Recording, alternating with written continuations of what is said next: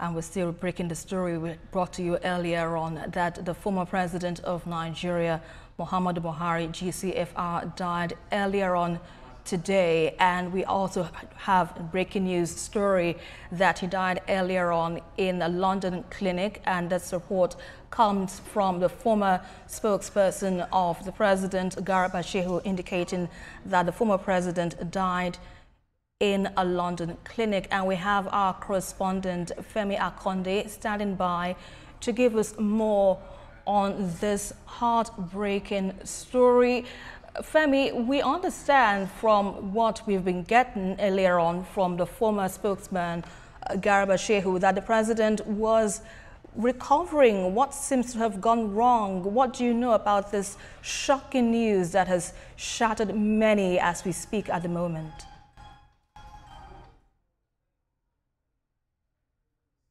Hi, Esther. Well, indeed, it's really heartbreaking news. Lots of us do not know what indeed the president has been passing through. In most cases, issues of health are very personal and private. But you know that when President Muhammadu Buhari was president of Nigeria between 2015 to 2023, he also battled severe health issues. At that time, it was also not disclosed exactly what health condition he was dealing with. This kept him out of the country for a long time, and a lot of critics, piled pressure on him to resign. But he was able to wrap up his 2-year term as president and retired into a very quiet life.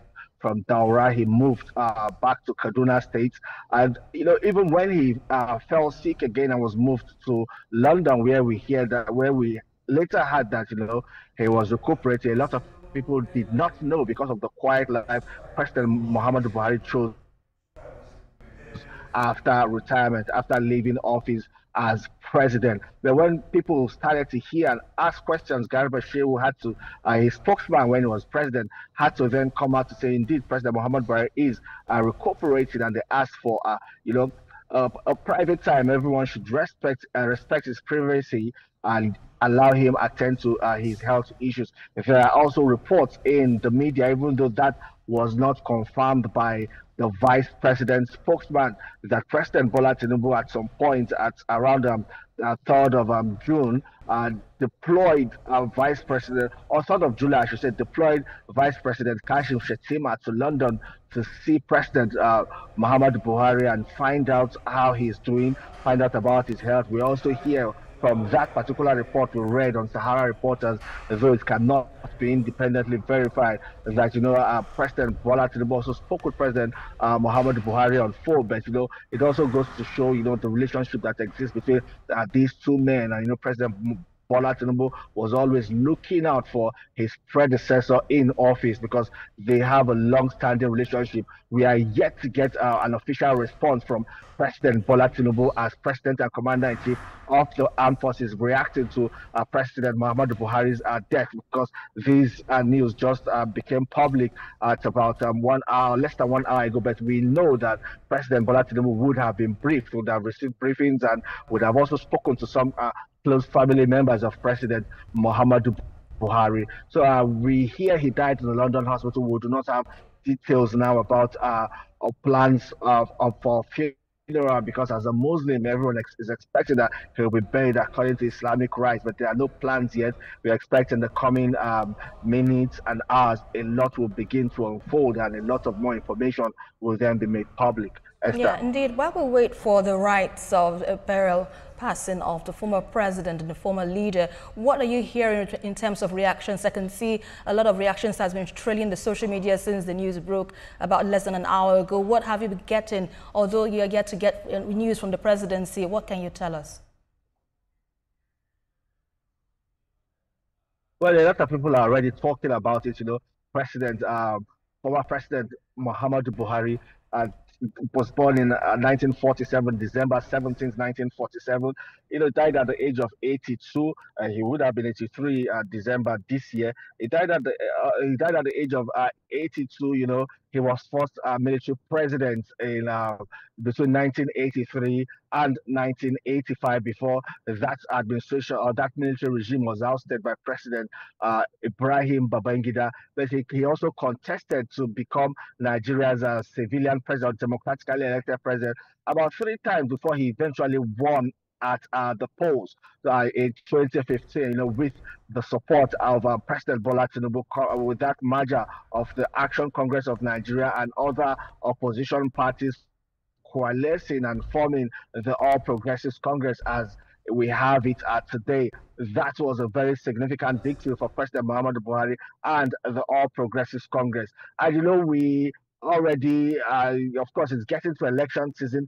Politicking has started, and people were already talking about. A lot of people were even hoping to get President Muhammadu Buhari's support for their candidacy. So we're hearing reactions from them. Like everyone is saying, well, indeed, the country has lost one very prominent citizen, but not at a time when everyone expected it. But well, it's death. No one is ever prepared for it. But well, these reactions will continue to come in, and not just within Nigeria. President Muhammad Buhari was also quite influential as the president and commander-in-chief of the Armed Forces of the Federal Republic of Nigeria. He met with President Joe Biden, with other at different occasions.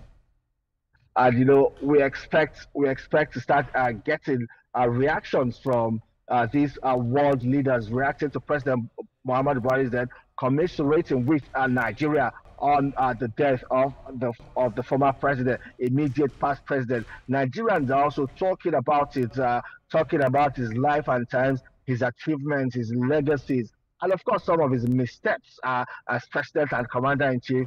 Everyone is talking about it. It's a potpourri of opinions and views of President Muhammad Buhari's life and times. And don't forget, just about less than 2 weeks ago, Garba Shehu himself published a book, detailing some of the inner workings of the administration of President Muhammad Buhari while he was at the saddle as commander-in-chief of the armed forces. This also generated a lot of reaction among Nigerians. Well, people will still continue to talk. It's still going to get people talking, and we expect that a national mourning will also be announced for the country. We expect flags to fly at half-mast. That will be declared most likely from tomorrow, because he was a former president of Nigeria. It's going to be a national mourning period for Nigeria, but we don't know how many days of mourning will be declared by President Bola Tinubu. Right, I'll still keep you onto this because it is really a shocking news, like you've mentioned, and many of us are just wondering how this happened, although we get to get a word from the presidency or what could be the likely cause. But just a little bit of a memory rather of the former president. What can you tell us about his legacies? If at all you can just walk us through a bit of it, although we know him to be a man who says he is for everybody and he's for nobody. What can you tell us about some of his legacies that we will be best remembered for before we move on to our next issue of focus regarding the former president? Well, one thing that President Muhammadu Buhari was well known for, was his integrity, and that was what they used to sell him as a candidate at that time in 2015, and that was also what won him the election, because Nigerians were tired of the system of corruption, misadministration, and a whole lot of issues affecting governance in the country. President Muhammad Buhari came as that man who will effect change, who will help tackle insecurity, who would help also fix the economy. Yes, he did his best. It was also quite challenging, but he was also able to achieve a lot. Also, in terms of infrastructure, there were so many road projects constructed across the country under him. In the southeast, they would also remember him for the construction of the second Niger Bridge. There were also a very significant and crucial infrastructure that were built across the country by President Muhammad Buhari's administration. And in the oil industry, they'll remember him for the Petroleum Industry Act that effectively helped, put aside the payments of fuel subsidy, which a lot of people agree that it has become an organized crime. President Muhammad Buhari's administration, through the signing of the Petroleum Industry Act, made away with that subsidy regime, which President Bola Tinubu's administration came on board and then sustained it.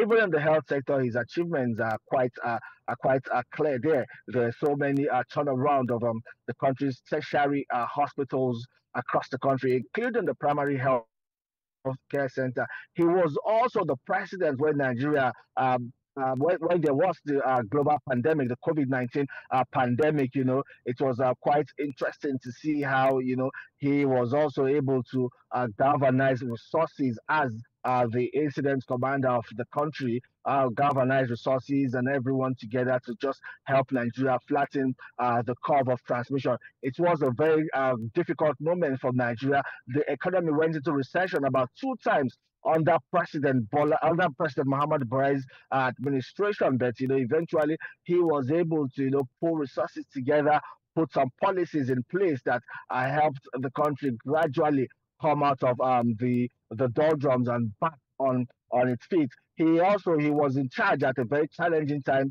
in Nigeria's history.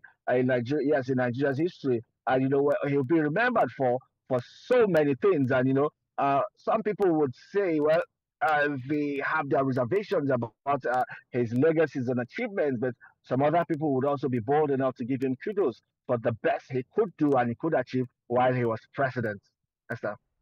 All right, we'll